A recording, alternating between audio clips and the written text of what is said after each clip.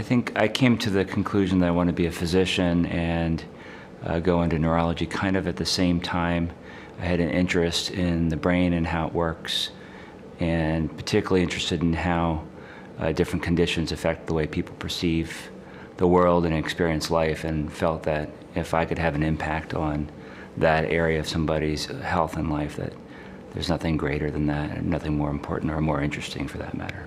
I see patients with movement disorders, which certainly affects how they move.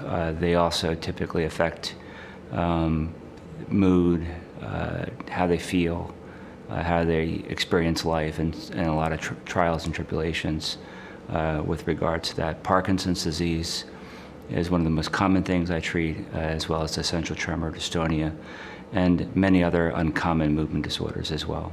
I've had a number of patients who, if we get to a therapeutic decision where there's a dramatic change in their condition and they're much better, tears are shed.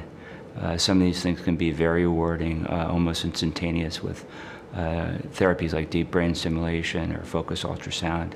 Also, patients that touch me that are struggling for a long time with different aspects of their life. It might have some relationship to the disease, but not necessarily. Just focus on the symptoms themselves. And when we're able to reach and get them past that problem, that's very rewarding to me. When I'm not here, I'm enjoying time with family. I like to travel, I like to cook, I like to be outside. I love anything that has anything to do with water, so I love to swim for exercise. I love to be out on the water. I love boating and sailing.